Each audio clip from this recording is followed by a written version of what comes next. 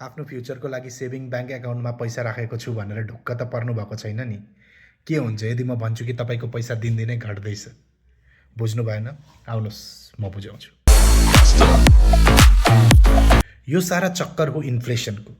Inflation अर्थात् पैसाको value बढ्नु तर त्यसको किन्ने क्षमता घट्नु।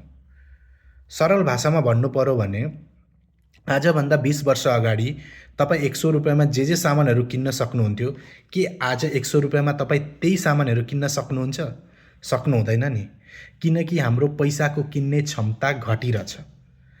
उदाहरणको लागि मानिलियो तपाईँले 100 रुपियाँ ब्याङ्कमा राख्नु भएको छ, जुन ब्याङ्कले तपाईँलाई इन्ट्रेस्ट रेट दिन्छ 2.5%।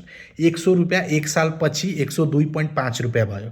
तर तपाईँको इन्फ्लेसनले गर्दाखेरि जुन इन्फ्लेसनको रेट छ 5%, तपाईँको पैसाको भ्याल्यु बढेर 105 रुपियाँ भएको छ। अझै सरल भाषामा बुझ्ने हो भने एक साल अगाडि 100 रुपियाँमा तपाईँ जे सामान किन्न सक्नुहुने थियो, त्यो सामान आज 105 रुपियाँमा पाइन्छ। तर तपाईको 100 रुपियाँ जुन एक साल अगाडि राख्नु भएको थियो, त्यसको भ्यालु त अहिले 102.5 रुपियाँ मात्रै छ। र त्यहाँ फरक पर्यो नि 2.5 रुपियाँको। जति ठुलो पैसा त्यति ठुलो फरक, त्यति ठुलो डिफरेन्स। त्यसैले हामी यो इन्फ्लेसनलाई साइलेन्ट किलर पनि भन्ने गरेका छौँ। यसले हाम्रो सेभिङ्सलाई मात्रै होइन, इन्भेस्टमेन्टलाई पनि असर गर्छ। मानिलियो काहीँ तपाईँले 10% को रिटर्नमा इन्भेस्ट गर्नुभएको थियो, तर यो इन्फ्लेसन हटाउँदा त्यो केवल 5% मात्रै बाँच्छ। अब यसलाई हामी ट्याकल कसरी गर्ने त? यसको लागि तपाईँको जति पनि सेभिङ्स बाँच्छ त्यसलाई तपाईँ डाइभर्सिफाई गरेर इन्भेस्ट गर्नुहोस्। डाइभर्सिफाई अर्थात् तपाईँ अलग अलग स्रोतमा इन्भेस्ट गर्नु हो, एउटै स्रोतमा मात्रै नलगाउनुहोस् पैसा। अब के स्रोत छन् त यस्तो?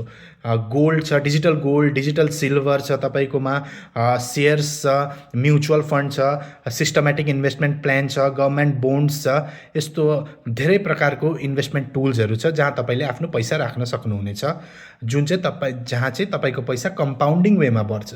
अब कम्पाउन्डिङ के हो? कम्पाउन्डिङ एउटा मात्रै तरिका हो जसले गर्दा हामी इन्फ्लेसनलाई ट्याकल गर्न सक्छौँ। यो कम्पाउन्डिङको बारेमा म अर्को भिडियोमा भन्ने छु। तपाईँहरूलाई आफ्नो इन्भेस्टमेन्ट प्रोफाइल बनाउनु छ अथवा इन्फ्लेसनको बारेमा केही अझै जानकारी चाहिन्छ भने मलाई डाइरेक्ट मेसेज गर्नुहोला। Thank you.